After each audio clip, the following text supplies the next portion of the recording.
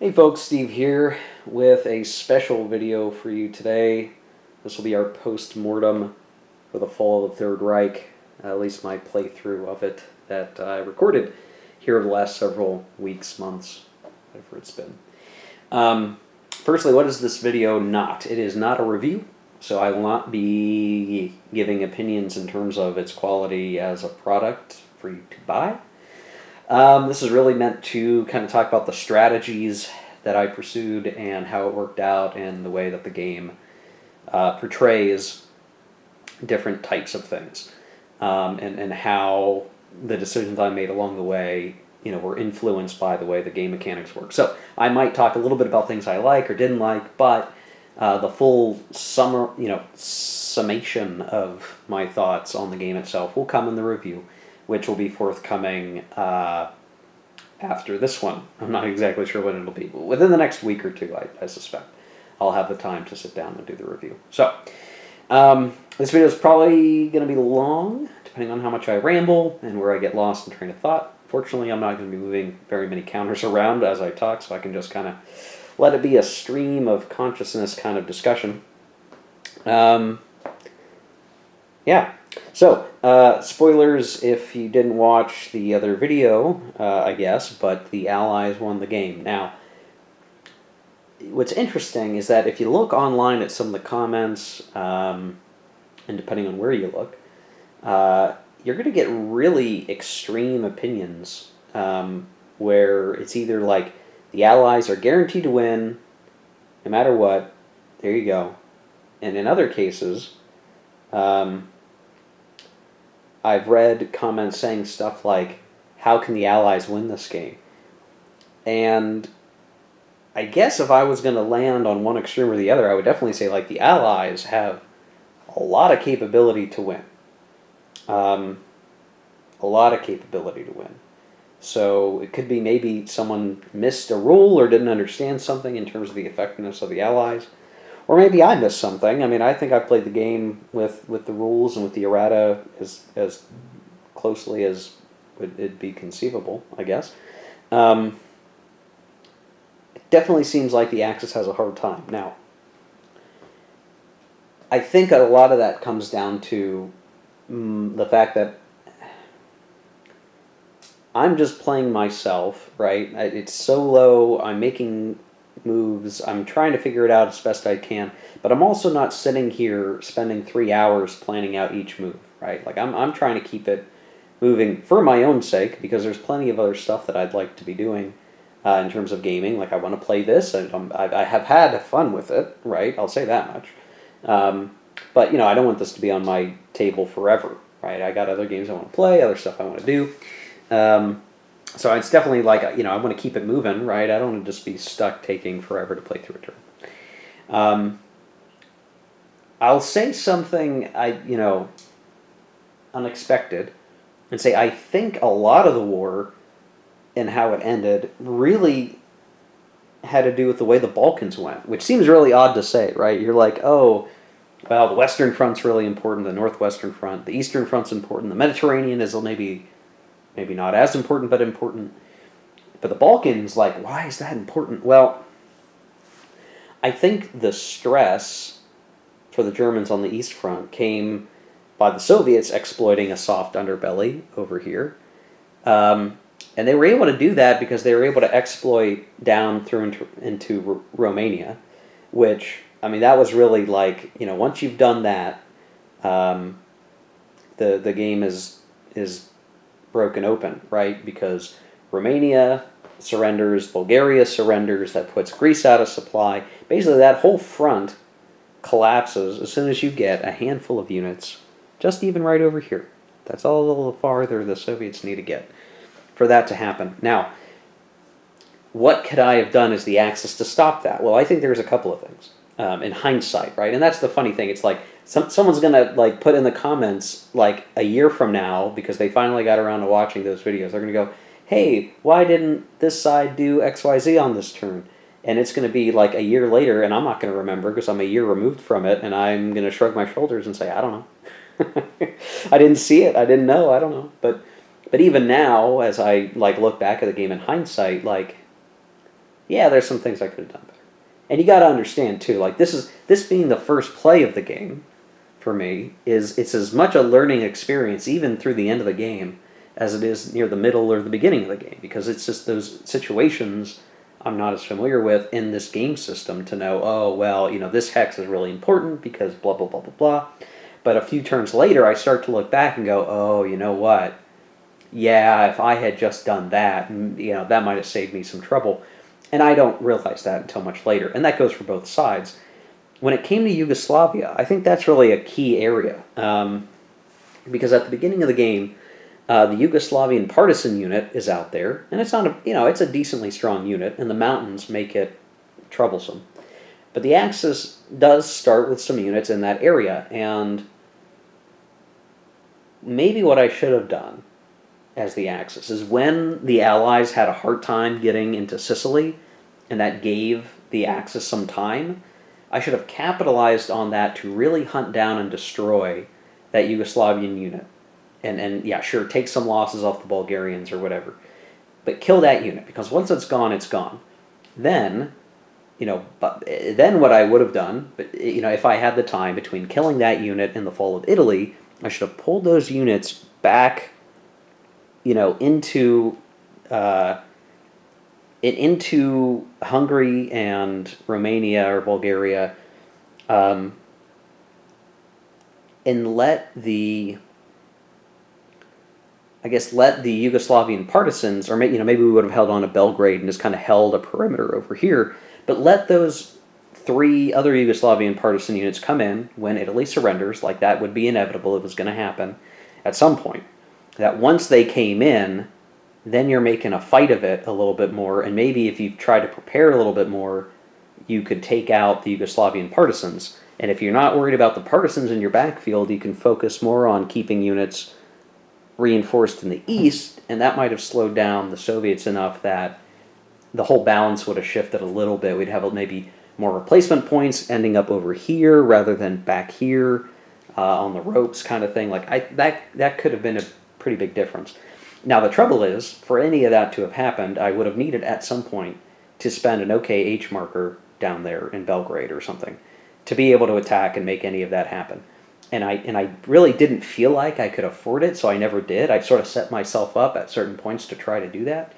But maybe what I should have just given in and said, okay, I'm just going to make a quick sacrifice of some command down there to try to secure that theater. But because I didn't do that, eventually, yeah, this whole theater went beyond repair, and that was really a great way for the Soviets to roll up the Axis, right flank, essentially. I think in some ways there's no avoiding Romania falling, but the more I delay it, the better off I'll be, and the more reinforcements I should have put down here, rather than over here, I guess, in hindsight. But, even me saying that doesn't guarantee that if I had done better in the Balkans, that would have meant an Axis victory. I mean, that's just one instance I could see where if I had played a little bit differently or operated a little bit better, maybe the Axis would have had a better time of it, a better job, or survived longer.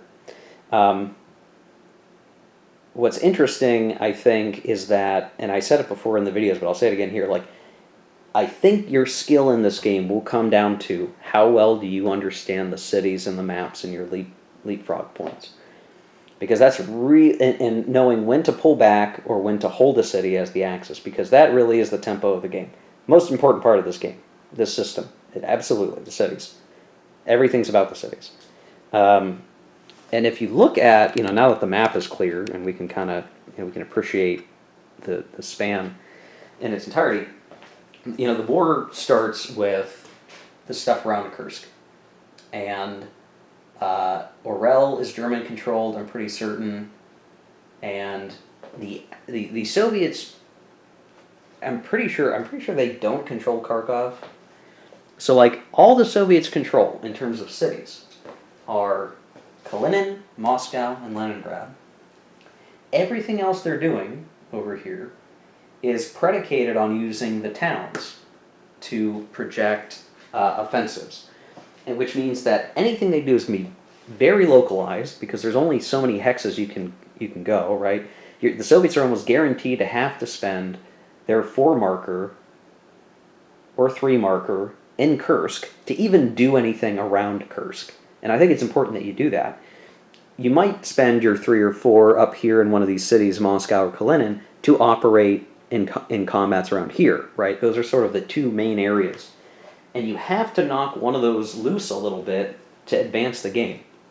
The principal thing that needs to happen in the early turn is the Soviets must capture Urel, and they must capture Kharkov. Until they do that, they're really not going to be able to do anything else on the board. They can kind of push out of the Leningrad area, and get Novgorod and have a little bit of space to work with. But to even make that northern sector progress, you're going to be using the number 4 Stavka marker in those towns just to be able to do anything, and that's kind of slow going. But if you capture Urel or you capture Kharkov and you drop a 4 value marker in those, then all of a sudden you have 8 hexes spread out, or 8 range, and from there everything breaks open, right? Everything breaks open from there. If those cities are taken, you get sort of this like leapfrog. Okay, you can project up to this city, you take that city, and then you push beyond that city. So you get Kharkov, which puts Dnepropetrovsk and Zaporozhye under threat, right? You get those. All of a sudden now you're projecting down to Sevastopol, you're pushing towards Odessa, you're pushing towards Kiev already. Even from Kharkov, let's see, 1, 2, 3, 4, 5, 6, 7, 8. It's Kharkov to Kiev is doable. It's a little bit harder because you have a narrower supply projection to get out all the way out there. Maybe two hexes or so. But you could do it, right? You get Orel. That allows you to push to Gomel, and then Kiev. And as you start taking these towns over here, out of Moscow and Kalinin, then you get Minsk, right? And so everything starts to kind of unfurl from there. Like your method of advance is almost, and I know some folks are not going to like hearing this, in some ways it's like predetermined, right? Like these are the obvious places to go for. And like once you take Orel, once you take Kharkov, your next objective is pretty obvious and you're going to want to go there, right? Now, the Axis could look at that and try to really defend those areas. And they can make use of the river lines. They can make use of certain terrain locations. But it's almost like that's just the reality. That's how they're going to advance, one way or the other. That's the methodology. Any other way, if you really try to trudge to Minsk and you ignore down here and you spend your Stavka points in a weird, inefficient way, then yeah, I could see where the Soviets do get bogged down and they get, they're slowed down a lot and they're way behind on progress. So you could have whole turns where they don't get very far at all, right? They just can't get enough attacks off, or the attacks they get off are kind of wishy-washy and they can't break the line. Well, if they don't break the line, they can't advance, and they can't do that. They're not getting anywhere quickly. I think Ted Racer on Board Game Geek had mentioned a long time ago that, or maybe it was Consum World, that like there is an incentive for the Axis to take Kursk. So if I remove this marker for a second and talk about this town, like okay, what happens if you do that? If you're the Axis and you manage to take Kursk, it's going to be tough. There's a lot of defenses, obviously, right? The historical situation is the Germans mess up and die. They lose a lot of tanks, right? It's bad news for Kursk. But let's say it goes better for you and you take it. Well, you get a victory point shaved off the Allied total at the end of the game for taking Kursk. That's sort of a bonus thing. But then what? Well, let me zoom in. And let's see if I can get on camera. There we go. Okay, so you got Kursk, right? Now, the thing with Kursk is, if you take it, where are all the other towns on the front line at the beginning of the game? Kursk, and I'm pretty sure Belgorod, I think, is controlled by the Germans at the beginning. I think so. I might have to double check that. But without Kursk, to operate Stavka markers out of, you have nothing south of Moscow that can be activated. Nothing. Because of the way the activations work. You can move guys around, sure, but they are going to run into the Germans. And, the Germans can try to defend against that, right? Not a big deal. But you can't have combats unless they're in Stavka range. And they won't be in Stavka range after you take Kursk until you get up to Moscow.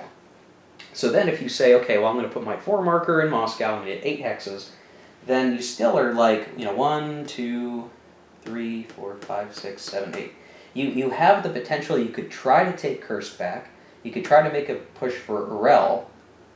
But even while you're doing that, you're so busy just trying to get reestablished over here that Kharkov, Dnipropetrovsk, all those areas in the south are getting like super delayed. And I think I undervalued how important that chain of events was at the beginning of the game. Now, I was playing the historical variant, and I sort of did, like, I didn't do enough attacks as the Axis in the first turn. Maybe I was allowed to do more even with the historical variant, and I should have, but I didn't. So, that kind of probably shifted the game in a bad way for the Axis anyway. But if you're not tied to the historical variant and you're just playing whatever, like, I think that's a pretty big deal. I think those opening turns are super important because that's going to set the tempo on, are the Russians on the right timetable or are they delayed? Are they getting to where they need to be, or are they struggling now, only using towns to advance? Because if you're stuck in that situation where you only have towns and you're at max activating four range of hexes for combats, you might still be able to get a fair bit of combats started, but depending on the game positioning, you might not.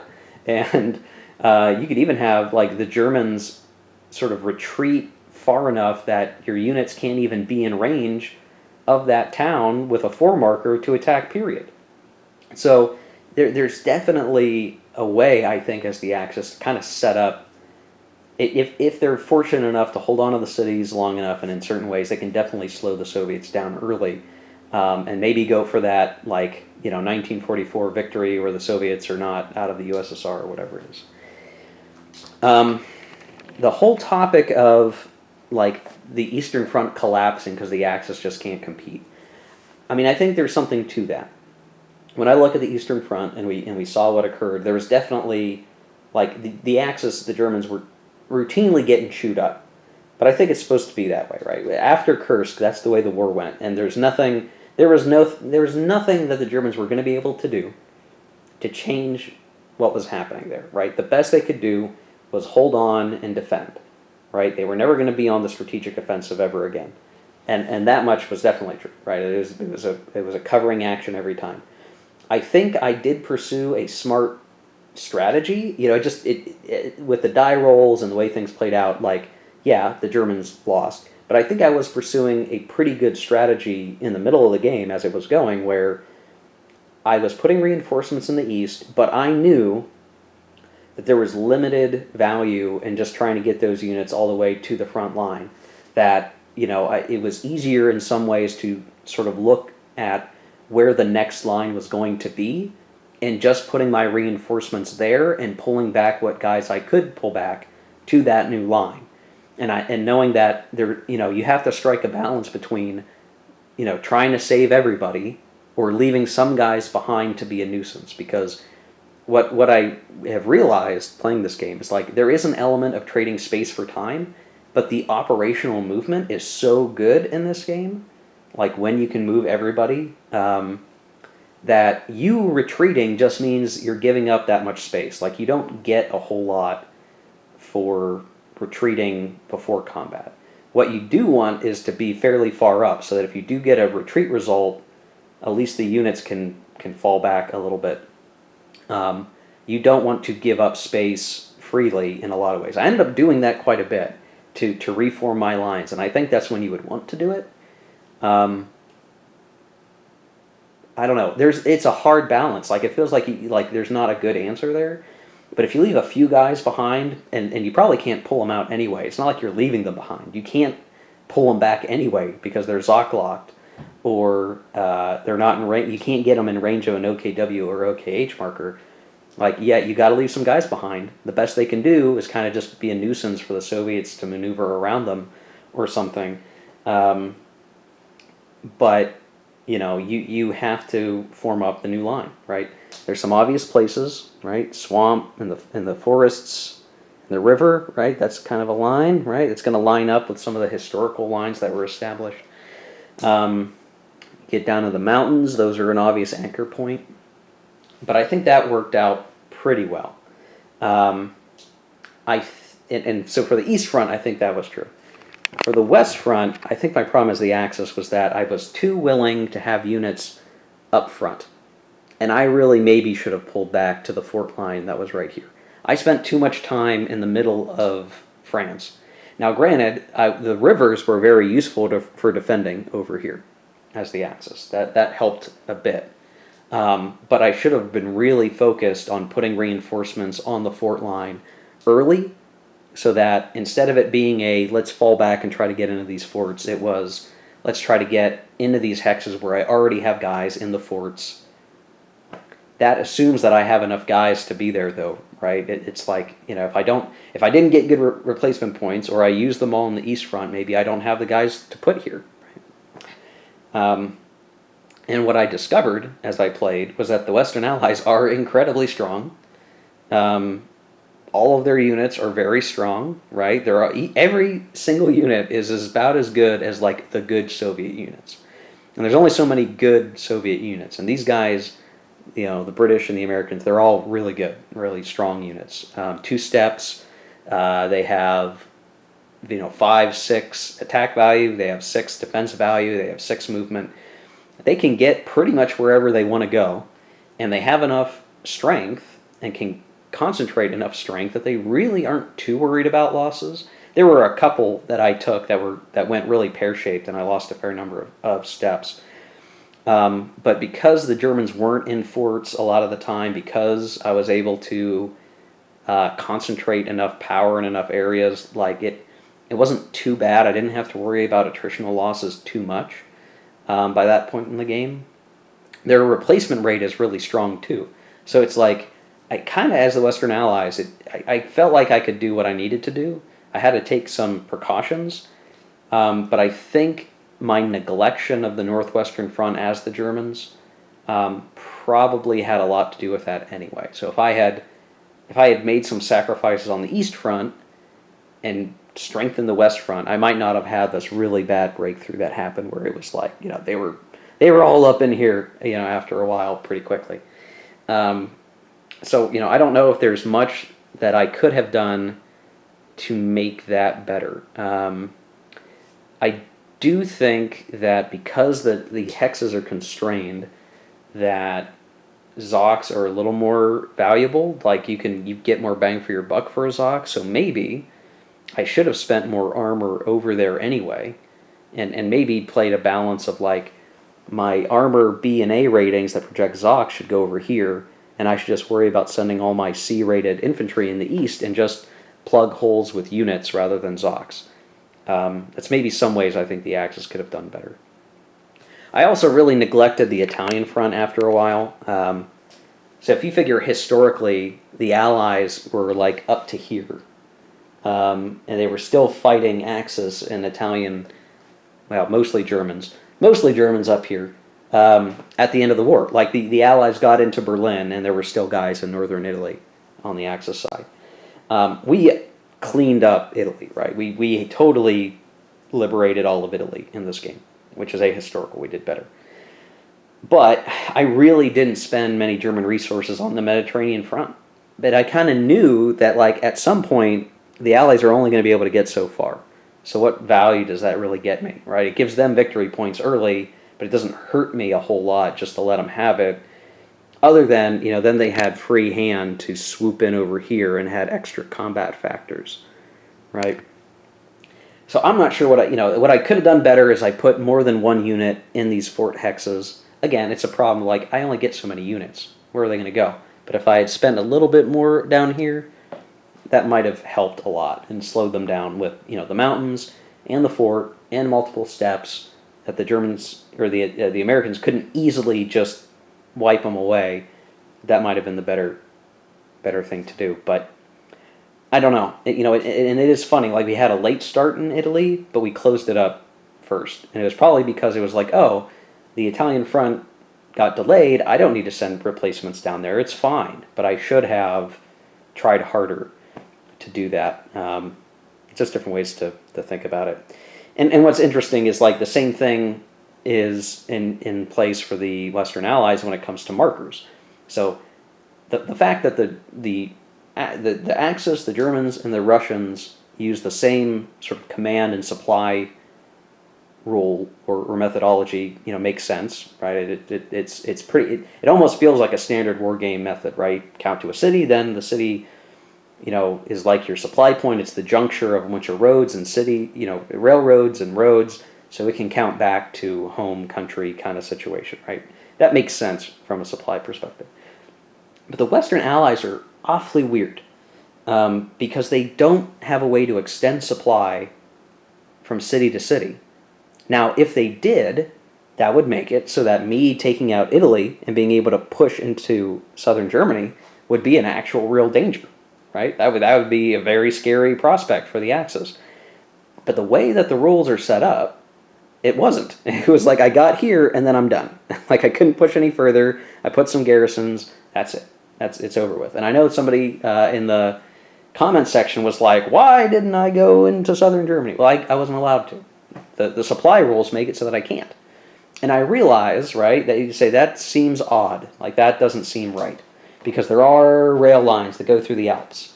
And there are alpine passes that you can traverse to get through the Alps. You can move through them. But what the Western Allies don't have is a way to project supply through it. And the way that the supply rules work is that you got to put those chafe markers, the what is it, something headquarters, Allied Expeditionary Force, whatever. If you put it in a town, then it's just the value of the chafe marker projecting supply. Those units are always in command, so they can always attack, assuming you have supply, but you have to have supply. So in just a town, a port town, it has to be a port, 4 hexes maximum, because you're using your best chafe marker. If it's a port city, that's a 2 times multiplier, so 4 becomes 8. And then you have the specialty ports, like Naples, like Marseille, like Antwerp, that are higher multipliers, like 4 and 5. So the best one is Antwerp. 5 times 5 is 25. 25 hexes reaches a huge amount of the map, right? But you got to get to Antwerp to get that, right? You got to get to Marseille. You got to get to Naples. Now, in some ways that totally makes sense, right? Because Naples was a good port, and you could move a lot of supplies through some of these ports. The bigger the port and the more infrastructure, the better. And the Allies did have an incentive to get to these ports because it allowed them to get more supplies, ammunition, etc., onto the continent to supply the armies that were operating there. It was like there are logistical concerns. There were logistical bottlenecks. So the more ports you had in northern France, the better off you were as the Allies because you could bring in more stuff, right? That makes sense. But it does lead to that weird situation where there is nothing we can do to push supply past like this line of hexes. Because if you put your very, very best markers in Naples or Marseille, which are the specialty ports nearby, the most you're going to get, let's count it from Marseille, right? It's times 4, so you put the 4 marker there. Your opportunity cost is you're not putting that 4 marker in Antwerp or somewhere else. And we count, 1, 2, 3, 4, 5, 6, 7, 8, 9, 10, 11, 12, 13, 14, 15, 16. If I navigate the whole way around, any which way, I get to Munich, I get to the hex next to Munich. Let's say I attack and take Munich. Okay, cool, you've captured Munich, but your units are now out of supply. And would be lost on attrition, or the Germans are going to counterattack and take Munich back. If you count from Naples, same story. 1, 2, 3, 4, 5, 6, 7, 8, 9, 10, 11, 12, 13, 14, 15, 16. You get a little shorter. You don't even make it to Innsbruck. And that's as far as you can go. Your alternative is to try to put it in Venice. But Venice is a little town port. It's counted as a town port. So you could at most go 1, 2, 3, 4. You don't even get to Innsbruck. Now, what would you change to modify that, right? Well, you could say Venice is a specialty port, make that a 4. Then you can go 1, 2, 3, 4, 5, 6, 7, 8, 9, 10, 11, 12, 13, 14, 15, 16. You're getting up into the top of Germany if it was a 4 multiplier hex. If it was just a city, you could still get pretty far into Germany. But what is that? What is the game trying to tell you? I think what the game intent is that in order to properly invade Germany, you need to take Antwerp. Now, whether or not you agree with that idea, I believe that was the design for effect intention. Now, design for effect is a really weird thing.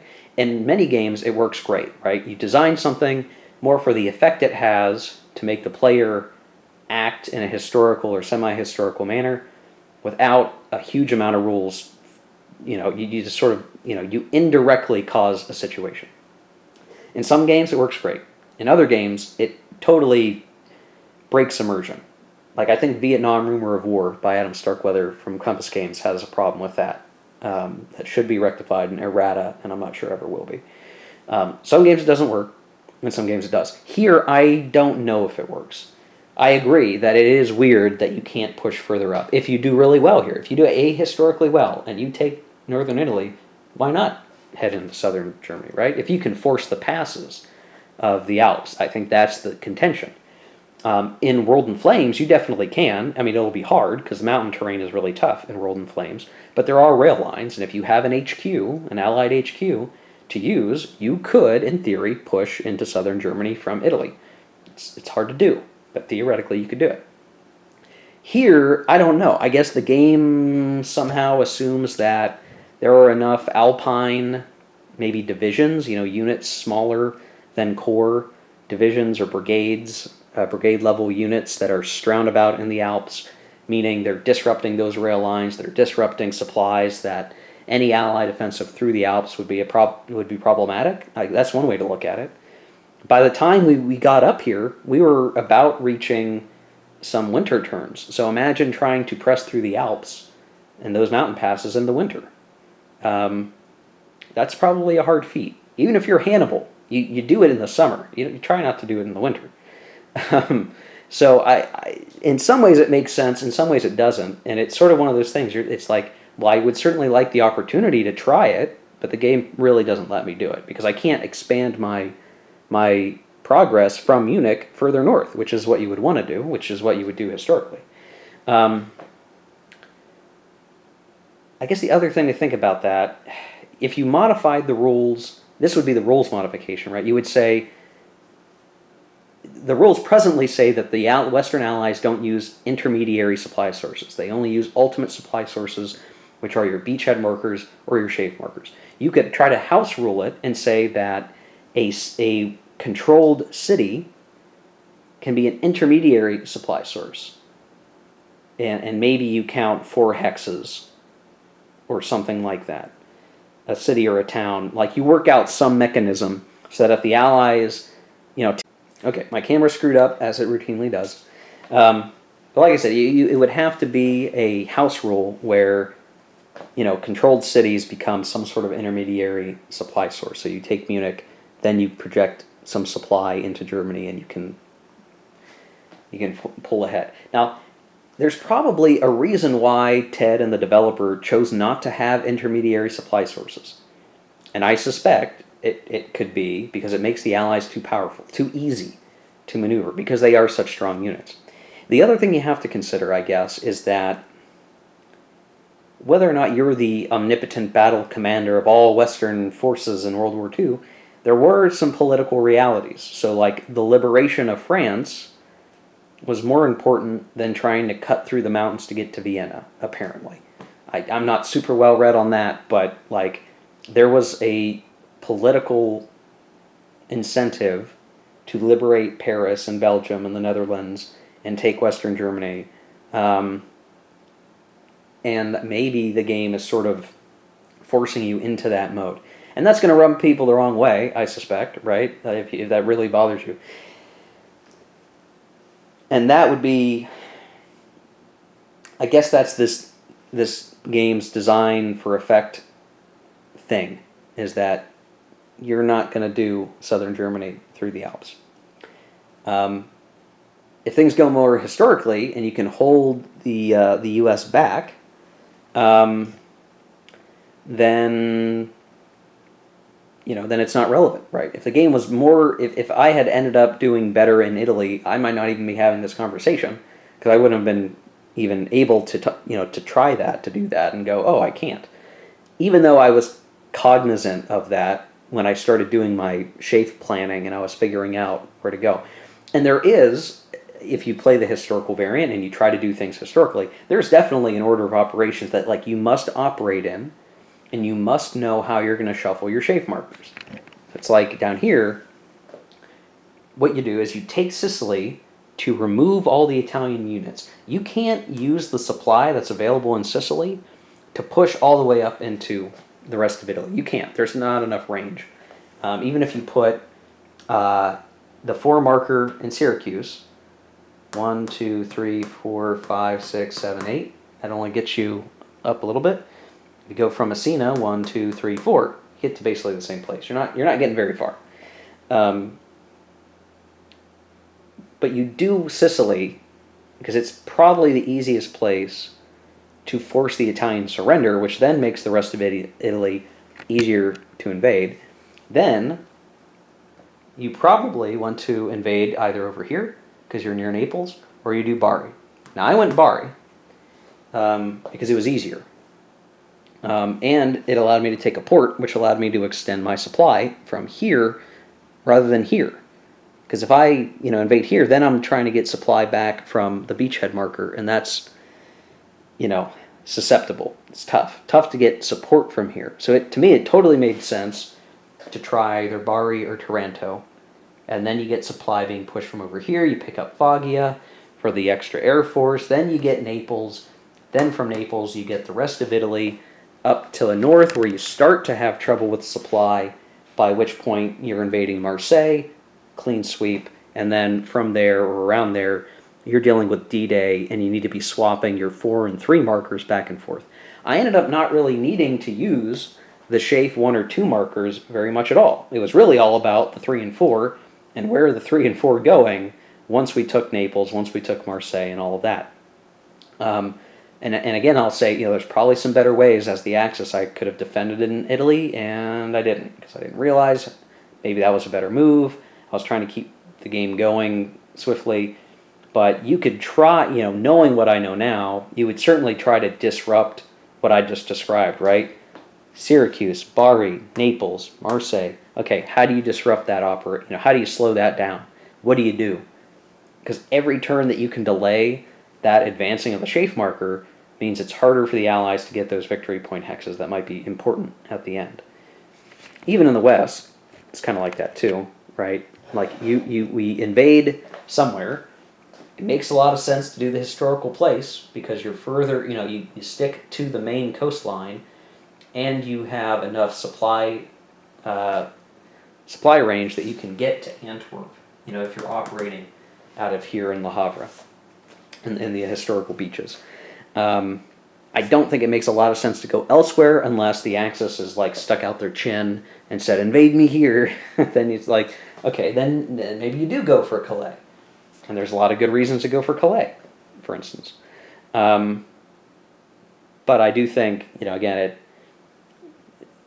in the Western Front, it's the same thing. Like your goal is to get Paris, kind of get situated, get Antwerp, then you're good to go for the rest of the game. And that much is obvious, and it just comes down to then the operational movement of units and combat and all that good stuff, right? But your general strategic direction will be relatively obvious for both sides, I guess. And you can plan around that. And that's what the historical actors understood too. Like, Antwerp was an important port. The Allies wanted to have Antwerp. There's a lot of good reasons to have Antwerp. So you deal with a Scheldt campaign. You deal with defending that area while you're defending Western Germany. Do you try to do a Battle of the Bulge? Do you try to have a counteroffensive? And I think the one problem I had across the whole game is like I never really felt like, as the Axis, I had enough guys and enough shape where a true counterattack Battle of the Bulge felt like would be valuable. Because if combat's attritional and I lose a bunch of guys, like that doesn't help the line, right? Then I'm easier to be cracked open. So it just very few times it was ever like, oh, and then I'll do a counterattack and beat you up. Even if it's a spoiling attack, like, oh, I'm going to weaken the allies. Well, the reality is, it was hard to even attempt to do that. I think I tried a couple of times and it didn't really go very well. I think I managed to avoid the worst disasters, but it never really went well. And so I think, like, as the Axis player, if you're playing this game, you might have to get used to the idea that, like, and if you're a better player than I am, then maybe you retain enough units that you can do those counterattacks. But if you're not so good at the game, then maybe you're stuck in a very defensive mode. You're not attacking very much, if ever, and you're just trying to manage your retreats. And that might not be fun for people, I suspect. I don't know. But there's a lot of other games that are the reverse, where the allies are stuck doing that. So I don't know. That's like an operational game problem. If you're playing, and in this case at the strategic level, but usually in an operational game, it's like, yeah, well, in this operation, it was the Axis on offense, the Allies on defense, and that was the story, and that's how it happened. Sometimes you get a pretty good operational game that manages to cover both sides getting to attack, but in a lot of cases, depending on the offensive or the battle that you're covering, it's going to be like that. Only here it's on the strategic scale, right? The Allies are on the offensive. That's the reality. The Axis player has to have the wherewithal to deal with that, deal with the stress of being attacked, and figuring out how to be defensive in the most astute way possible, I guess. Know when to retreat, know when to hold, know when to run, when to fight. You got to figure that out in the nuance of the game and where your opponent is and where they're moving to. And I think that's the key. And I don't really, it's like I don't think I could have done things any better for the Western Allies. I think I did very well given the bad die rolls early on, but I played them effectively. I think as the Soviets, I played pretty competently. Maybe in some areas I could have done better. And then as the Axis, I feel like I could have done much better. And yeah, subconsciously I want the Allies to win, right? So it's like, I want to see the Allies win, right? But I think if I was, objectively trying to play well, I could have done a better job as the Axis. I probably, if I'd spent a little bit more time really thinking through, am I putting the right units in the right place all the time? Am I sending the right replacements to the right places all the time? I think I maybe could have done a better job. In terms of balance, I don't know for certain that I can say that the game is balanced. It does feel like the Allies are very potent. So if folks are like, oh, the Allies are on autopilot, there could be something to that. I would want to better understand how well, for the Axis players who have done well, what they did to do well. And I know people have mentioned that they've done well, but they've not described all the events that allow them to do well. So it's hard to tell, right? I don't know what the true breakdown is. Maybe that battle for Kursk is super important to the Axis survival. Maybe it is just worth the risk, because if you do, then you're in great shape for a big chunk of the game. That could be a key thing. The other thing is, I guess, is if you're wanting to play this game ahistorically, and you try to invade Normandy early or something, maybe that could be suboptimal for the Allies, and that's how the Axis can win, because the Allies want to do something ahistorical, but they don't quite do it right. Like maybe there's a good way to do it, and they didn't figure it out, and so they fumbled the football, and then the Axis can kind of, pick up the football, and they're in good shape. I could see that happening, right? And I talked about that where it's like, well, if you're going to invade Normandy early, you give up doing your invasion on turn 1, you transit your beachhead markers to the north, and then on turn 2, and you got to make turn 2 count, because that's your only chance before the bad weather sets in on the channel for invasions, and then you make something happen over here.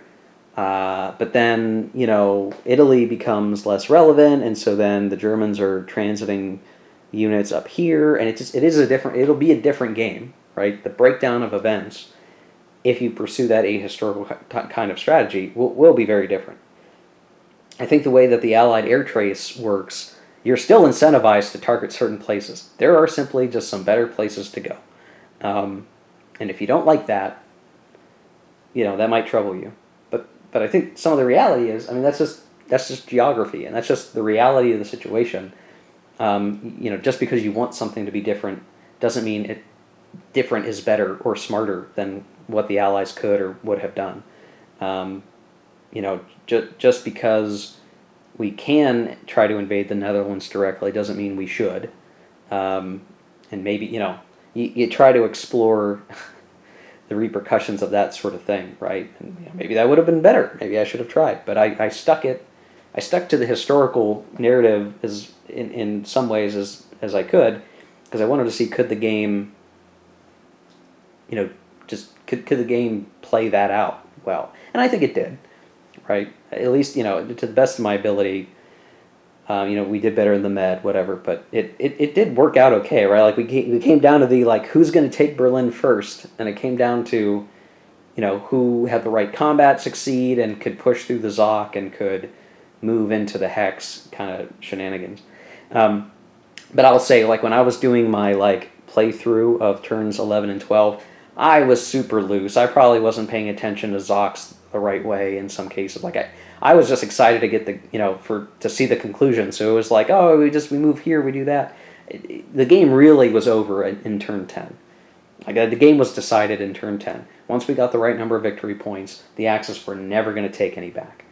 Maybe in some games that other people are different playthroughs, I should say. If in other playthroughs, the Axis player has a chance to take victory hexes back, they think they can do it, then you should continue playing. But if you reached where I was at on turn 10, you would just call the game, I think. You would just... And the rules don't actually have a way, the whole, 20 victory points or more still only is checked at the end of turn 12. So if you're going to stop on turn 10, it's from both players agreeing the game is over and you just stop playing and the Allies win, right? And in this game, I think ordinarily we'd say, yep, on turn 10, the game is over. That and I only kept playing because I wanted to see who could get to Berlin first and how it all shaked out, and we saw that. So I don't know how often games will go the distance. It's kind of hard to tell. Truly go the distance where you don't know who's going to win, which side's going to win, until the very, very end. And if you're playing a 3-player game, I could see where the Axis becomes a little bit of a kingmaker, right? And they focus on one versus the other, but I'm not going to worry too much about the way that would shake out. So yeah, I mean,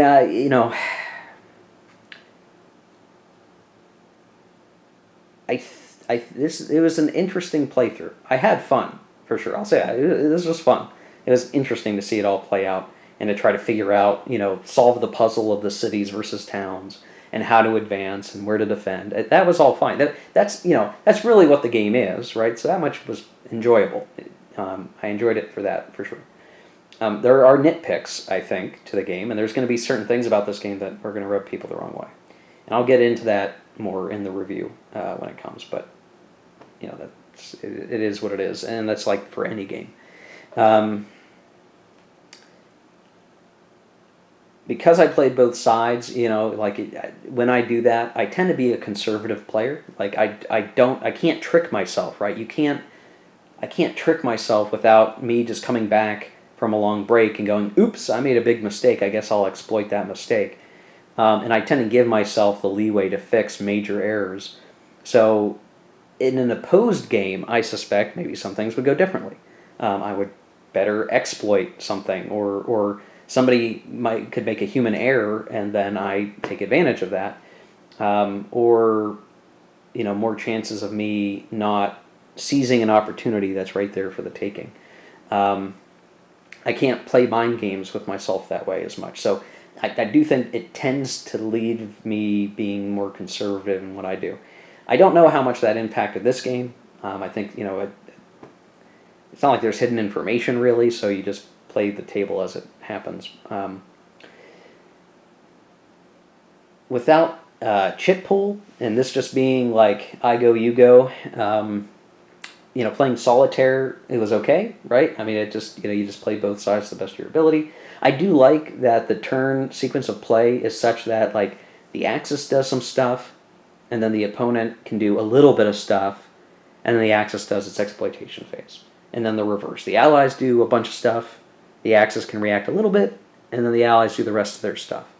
I think that's nice, without having a weird interruption mechanic or a chit pull kind of thing, and you just, like, you don't want to let one faction do a bunch of stuff for 2 months without any response. I think the reaction mechanics do allow you to do a little bit, and that's nice. Just having that interplay a little bit, so it's not like you're just waiting for 30 minutes while your opponent does everything he wants to do. You have an opportunity to at least try something, and that makes the game a little more interactive that way. So that was kind of interesting. I like that. So yeah, and I guess I should wrap this up. This is going to be pretty long, almost. I think we're going on almost like 50 minutes or something here. So altogether, I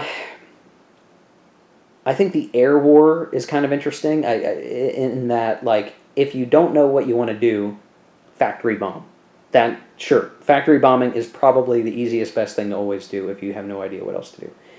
I think as I became more familiar with the game mechanics, interdiction would be valuable in the early game when the Germans are moving stuff around a lot more, where, like, they're shifting units from front to front. I ended up not doing that as much in the later part of the game, so there was no reason to do interdiction. But of course, I kind of knew in my own head if I was going to do strategic movement, right? So it's like I couldn't outthink myself and do interdiction. But as the Allies, you could certainly say, oh, I'm going to be doing interdiction bombing and keep the Germans from trying to do transits. Or I'm sorry, transit bombing, not interdiction. My mistake. Transit bombing. So, like, yeah, transit bombing, probably going to do that in the early turns of the game, the first third of the game, probably. Carpet bombing, I think, is valuable, maybe only valuable in the Med when you need to crack a fort line. And the opportunity cost is that Air Force isn't doing factory bombing or oil bombing, so you really have to say, like, this is a tough hex to take, I'm going to do carpet bombing so I can take it. So it's circumstantial. You could do it at any time, but it's circumstantial when you do it. And then I think oil bombing for sure is valuable under the right circumstances where you think you've got a good attack turn coming up and you want to make sure they can't get away, they can't pull back, because if they don't have the OKH markers or OKW markers to do it, then you wallop them and the lines are clean open. So I think oil bombing definitely is good. You just have to pick when you want to do it. So, like, Bomber Command in the 8th Air Force, like, yeah, well, if we haven't done D-Day yet, of course they're just going to factory bomb. So it became the 15th Air Force in the Med that kind of was the switch hitter, and you could kind of decide what do you want to do in addition to the factory bombing. And we did pretty good on factory bombing. I think like 50% of the time we were getting hits and knocked some off the German total, and I think that was important to do. So you could try to do it overkill. You're only going to eliminate one Luftwaffe unit at a time that way, but it was at least, it's at least valuable. And I guess that's the other reason to spread things out. So if you do factory bombing and oil bombing and some other bombing, you have the potential to eliminate more Luftwaffe units because you're actually fighting separate Luftwaffe units in these different theaters. So you could do a clean sweep and get lucky and just totally blow all the Luftwaffe out of the water, and then the Germans are going to have a really hard time replacing those, is I think how that might work. I have to double check how the results work. I'll have to double check some of that. Maybe not. It only says eliminate on factory bombing. It doesn't say that for other ones, but I might have to double check the book. It ended up not being relevant for my game, obviously, but could be. Could matter. I guess I won't worry too hard about it. Yeah, as I look at the rules, it actually looks like maybe Luftwaffe units are not lost in other bombing actions. So I don't know. the air war is so very abstracted, but it is nice and clean. You kind of know why you're going to do a particular kind of action. The results of it kind of make sense. You lose the fidelity of having a bunch of air units moving around and doing stuff, but that would add a lot more weight to the game. There's certainly a lot of things that, like, it seems like Ted designed in here to try to get away from too much meticulousness, like not worrying about fort building rules. The forts are there because that's where the best place to defend is, so the action should go there. The air war is pretty straightforward. Even the whole invasion mechanic is pretty straightforward, right? It is a very discrete set of modifiers. The only thing I would argue against it is that, like, factors don't matter at all. So yeah, you probably throw in some weakened armor units or something to hold the hex because they're just objectively the best thing to do it with. I guess. I guess a two-stepper could take a step loss and then retreat, but I don't know. The invasions, like, it's easier to succeed at an invasion than you would think in some ways. It's either like, it's not likely. I rolled really bad in Sicily, obviously, and that was a bummer. But I think ordinarily, if the Allies want to invade somewhere, they're probably going to succeed. And then it's just a matter of what happens after that. And that can be a little, I guess that's historical in some ways. You could look at it that way. Because, the terrain modifiers matter for a lot. If there's a mechanized unit there, it matters for a lot. But if the Allies have that air trace, then it just becomes easier to get. You want at least a 2 result, and all you need is a 2 to make something really happen. And a 2 result is not that hard to get. You want better, obviously, but it's not hard to get a 2. If you're not rolling 1s like I was as the British early on, and I know it was a source of amusement for some of you guys watching. So I don't know. That was interesting. Okay, so I think that does it. I think we can end it here, guys. With the post-mortem. A lot of random thoughts on the way the game went. There's a lot that I liked in terms of what the game does and where it kind of spends its rules. Its rules capital, I guess. Like, where do you want to know? What rules matter and why, and what can you do with them? It was definitely an interesting experience. I think it was. It was fun, that's for sure. I had fun with it. But a lot more is going to go into the review in terms of how well can I recommend this game to folks. But definitely had fun with it. I can say that up front. So there you go. Okay, well, if you're watching this and you have questions or thoughts on strategy as it relates to the game, let me know in the comments section below. It would be interesting to hear from you guys. Obviously, if you haven't played the game or whatever, you might not be able to speak much to the strategy portion, but you could ask some questions and we can kind of talk through what's feasible based on what I've learned in the game. I probably made some rules mistakes somewhere in the game, but I think I did pretty good playing it to the rules. So I think my gameplay is pretty indicative of what the game is really like. So hopefully that's informative to you who are interested in seeing what the game is like and if it's worth your time. I think we demonstrated enough of the game mechanics that it should be clear kind of how the game works. But okay, well, we'll see you guys in the review, which will be forthcoming if you choose to watch that. While we wait for that, on the community section of the YouTube channel, which you can get to by clicking my channel link and clicking the community tab, I have a poll that is asking for your opinion on what sort of game we will play next in terms of era. So I think I put the choices as World War I, World War II, Cold War era, ancient/medieval, and then the last category, which is a bit of a catch-all, is gunpowder through the late 1800s. It seems really unfair to put so many eras into one category, but I think YouTube only let me have like 5 options. I couldn't have like a huge list for the poll. So let me know what you might want to see in terms of my stupid camera. Go vote. Yes, go vote. Voting is important. Go vote for what sort of time period the next game playthrough should be, and then once we've done that, and whenever I see that there's a clear winner, we'll declare the winner, and we will do a spinning the wheel of destiny from a set of games from that time period that I own, and that will determine what comes next. I'm excited either way because I have enough games in any of those categories that I would like to play that should be played on camera. That would be fun for you guys. And we'll do it. So, yeah, do that. See you in the next one, guys. Take care. Keep gaming.